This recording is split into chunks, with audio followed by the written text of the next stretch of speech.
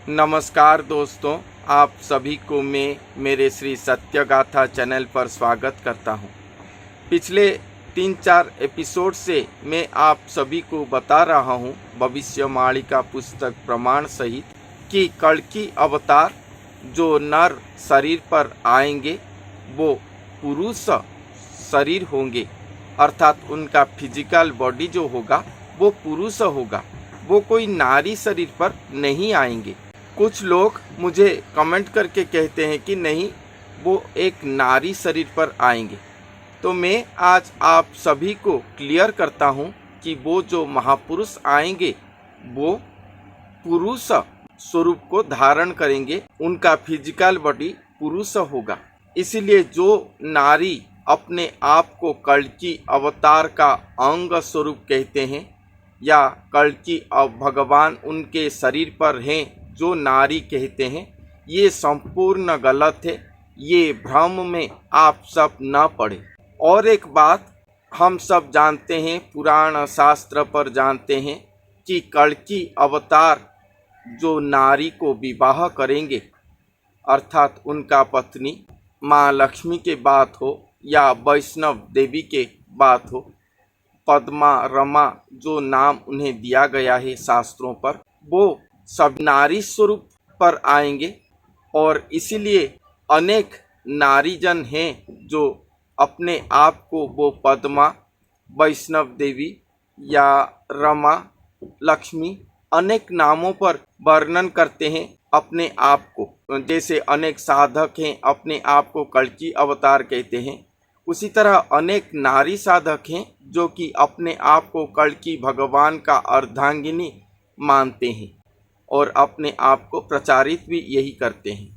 मगर उड़ीसा के भविष्यवाणी का ग्रंथ पर संपूर्ण वर्णन है।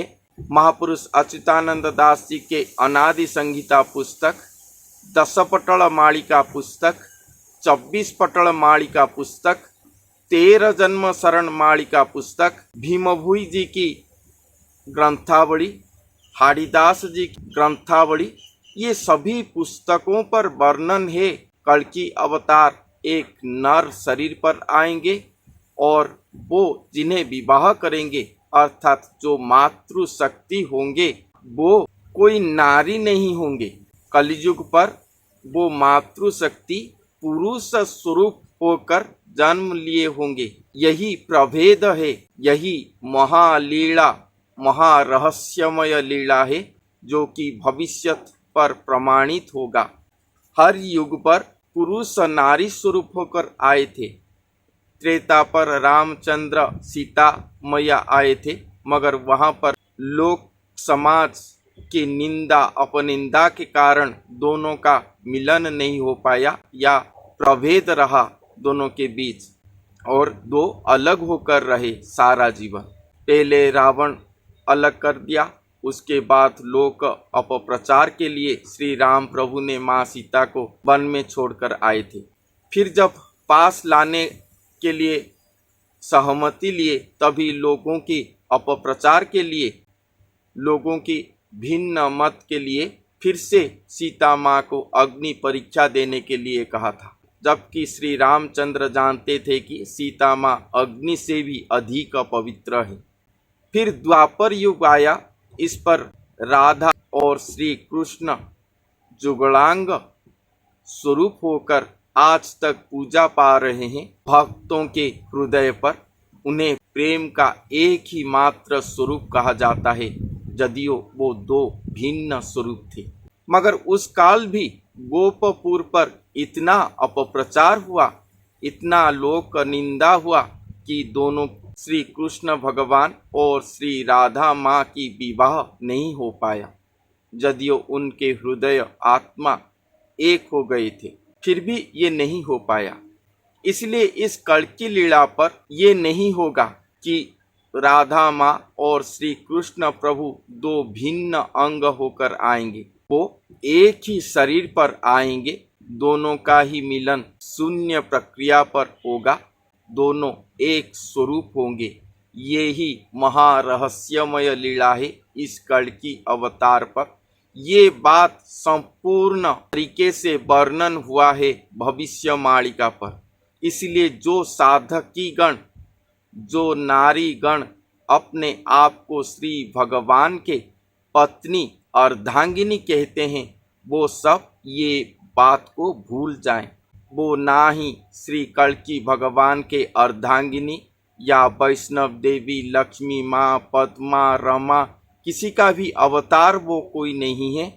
ना ही वो कल्की भगवान को अपने शरीर पर धारण करेंगे। ये बात संपूर्ण गलत है। जो नारी साधक गण ये कहते हैं वो इसे छोड़ दें और कल्की भगवान के शरण पर आ जाएं। यही उनके लिए और उनके भक्तों के लिए अच्छा होगा, क्योंकि जब कल्की भगवान आएंगे तब सच सभी के सामने उगल कर आएगा, सभी देखेंगे प्रकृत सत्य क्या है।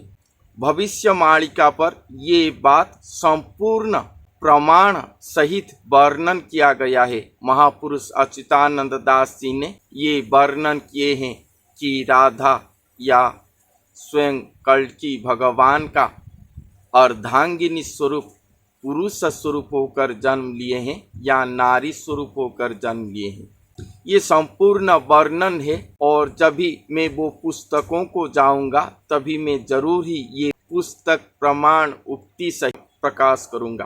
तो ये बात संपूर्ण भूल जाएं आप लोग। भगवान हैं, उनके सामने सभी पुरुष नारी नारी स्वरूप हैं। सभी सखी भाव पर उन्हें प्रेम कर सकते हैं।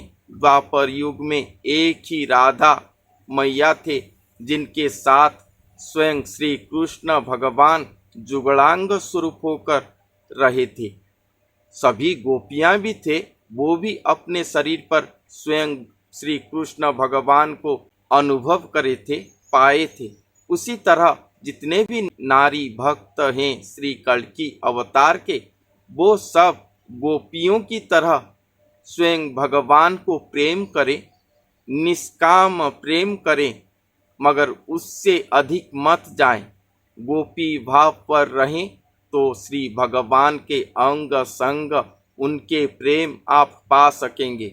मगर उससे अधिक अगर राधा की ओर जाएंगे तो वृंदावती की तरह श्री कृष्ण भगवान वृंदावती को अपने सिर पर धारण करके जैसे बाद में जो उनका अवस्था किया, उसी तरह अवस्था पर आप सब पड़ेंगे। इसलिए ये बात पर मत जाएं। कल्की भगवान का जो अर्धांगिनी स्वरूप होंगे एक पुरुष होंगे। और यही बात महापुरुष अच्युतानंद दास जी ने, संत भीमभोई ने, संत हरिदास जी ने अपने भविष्यवाणिका पुस्तक पर लिखे हैं। ये अन्यथा नहीं है, भूल प्रमाणित हुआ तो महापुरुष अच्युतानंद दास, संत हरिदास, संत भीमभोई अर्थात उड़ीसा के भविष्यवाणिका संपूर्ण भूल है, यही प्रमाणित होगा। महापुरुष अच्युतानंद दास जी ने कहे हैं कि पूर्व भानु पश्चिम में चला जा सकता है, मगर अच्युत वचन कभी भी आन नहीं होगा। जो असंभव है वो संभव हो सकता है, मगर अच्युत वचन कभी भी आन नहीं होगा। ये बात अपने दिमाग में रखें और अजथा मति भ्रम पर न पड़े। कल्की अवतार पर जो सृष्टिकर्ता भगवान आएंगे वो एक पुरुष शरीर पर ही आएंगे, वो कोई नारी शरीर पर नहीं आएंगे, कोई नारी की फिजिकल बॉडी पर नहीं आएंगे। ये बात ध्यान से सुने और अपने अंदर लें, नहीं तो श्री भगवान के हाथों आप सब मृत्यु लाभ करोगे, इसके साथ अपने फॉलोअर्स को भी मृत्यु की ओर ले जाओगे।